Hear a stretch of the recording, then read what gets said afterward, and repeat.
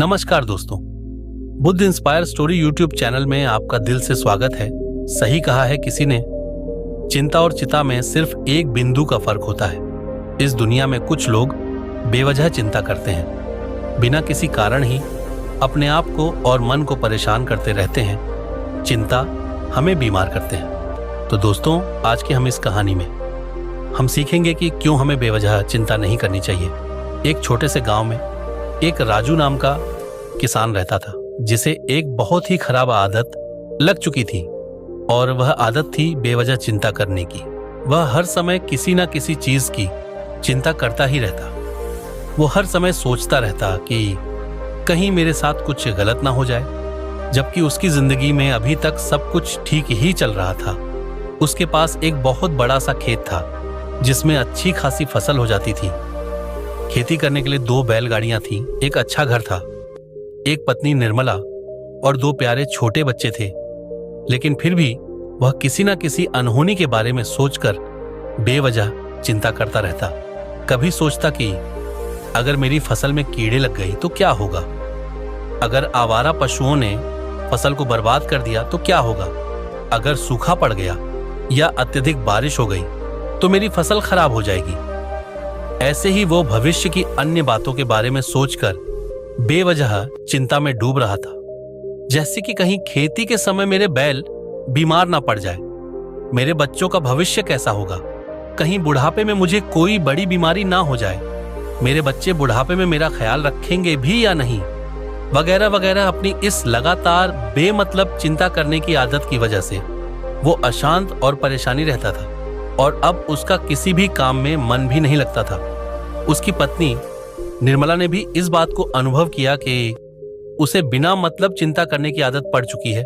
उसने उसे कई बार समझाने की कोशिश भी की, तुम बेवजह चिंता करना छोड़े दो, लेकिन उसके समझाने का कोई मतलब नहीं रहा। एक दिन निर्मला को पता चला कि नगर में एक महात्मा आए हैं, जिनके पास सारी समस्याओं का हल है। फिर एक दिन वह उसे लेकर एक बौद्ध भिक्षु के आश्रम में पहुंची। बौद्ध भिक्षु बहुत ही बुद्धिमान और ज्ञानी व्यक्ति थे। राजू और उसकी पत्नी निर्मला अपनी सारी समस्या बौद्ध भिक्षुओं के समक्ष रखती है। राजू ने कहा, महात्मा, मैं हर समय किसी न किसी बात की चिंता करता रहता हूं। मैं ज्यादातर उन बुरी चीजों के बारे में सोचकर चिंतित होता रहता हूं, जो अभी तक मेरे साथ हुई भी नहीं। राजू की समस्या को पूरे ध्यान से सुनने के बाद बौद्ध भिक्षु ने कहा, ठीक है, तुम दोनों कल सुबह आना और फिर मैं तुम्हें तुम्हारी समस्या का समाधान बता दूंगा। अगली सुबह जब राजू और उसकी निर्मला बौद्ध भिक्षु के आश्रम में पहुंचते हैं तो देखते हैं कि बौद्ध भिक्षु बहुत ही चिंतित अवस्था में जमीन पर पलटी मारकर बैठे हुए हैं, और उनके सामने एक दूध से भरा ग्लास रख हुआ है। बौद्ध भिक्षु बार बार उस दूध के ग्लास की तरफ देख रहे हैं, और फिर कभी अपना हाथ अपने सिर पर रखते तो कभी जमीन पर। वह बहुत ही चिंतित और बेचैन दिखाई पड़ रहे थे। यह देखकर राजू ने पूछा, महात्मा, आप इतने परेशान क्यों लग रहे हैं? आपके समक्ष दूध रखा है, आप इसे भी क्यों नहीं लेते? महात्मा बोले, मुझे चिंता हो रही है कि कहीं इस दूध को बिल्ली ना पी जाए, या फिर मैं कहीं जाऊं तो क्या पता दूध कहीं गिर जाए। मैं दूध को पीना तो चाहता हूं, लेकिन मेरा अभी मन नहीं है। मैं तो यही सोच रहा हूं कि अगर ये दूध खराब हो गया या कोई गंदी चीज इस पर चला गया तो फिर क्या होगा। इतना सुनकर राजू जोर जोर से हंसने लगा। फिर राजू ने हंसते हुए कहा, इसमें इतनी चिंता करने वाली कौन सी बात है? यह दूध ही तो है। अगर इसे बिल्ली ने गिरा दिया, या यह खराब हो गया, या फिर किसी ने इसे पी लिया तो क्या हो गया? यह आपको दोबारा मिल जाएगा, और वैसे भी आपका चिंता करना व्यर्थ है, क्योंकि ना तो अभी इसे बिल्ली ने गिराया है, ना ही खराब हुआ है, और ना ही अभी इसे किसी ने पिया है, और हो सकता है कि भविष्य में ऐसा हो भी ना। राजू के मुंह से ये बातें सुनकर बौद्ध भिक्षु मुस्कुराए और बोले, मैं भी तो तुम्हें यही समझाने का प्रयास कर रहा हूं कि भविष्य की उन घटनाओं की चिंता करना व्यर्थ है जो अब भी हमारे साथ हुई ही नहीं, और बहुत बड़ी संभावना है कि वह कभी होगी भी नहीं, और अगर होगी तो जिस चीज को तुम एक बार हासिल कर सकते हो उसे तुम दोबारा भी हासिल कर सकते हो।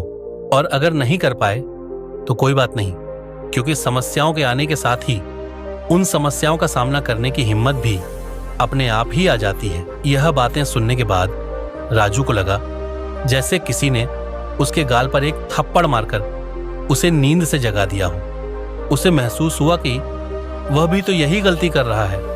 वह भी तो भविष्य की उन घटनाओं के बारे में सोचकर चिंतित हो रहा है जो अभी तक घटी ही नहीं और शायद कभी घटेगी नहीं।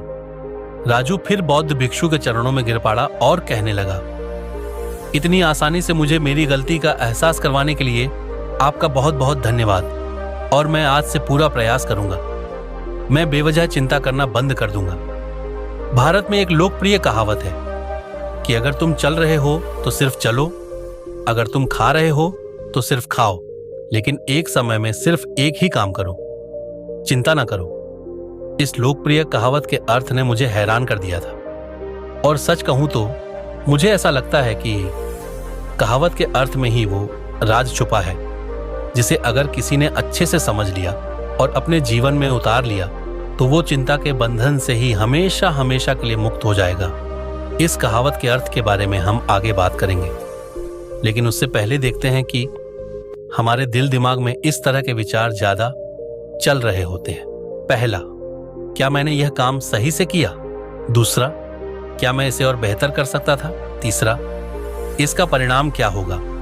और चौथा, लोग मेरे और मेरे काम के बारे में क्या सोच रहे होंगे? यह ऐसे कुछ विचार हैं जो हमारे दिमाग के दिमाग में ज्यादातर समय चलते रहते हैं, लेकिन हमें पता नहीं चलता, क्योंकि हमने इन विचारों के साथ जीना सीख लिया है।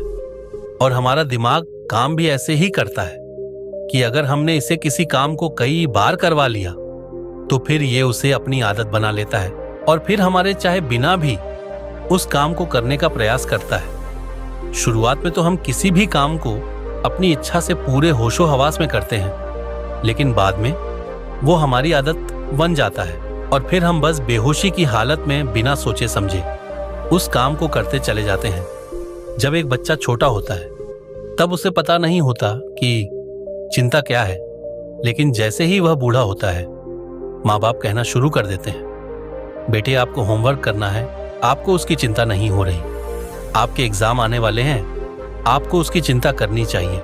और ऐसे ही ना जाने कितनी सारी चीजों के लिए बच्चों के आसपास के लोग उसे चिंता करने के लिए कहते हैं, और वह छोटा बच्चा इस बात को मान लेता है।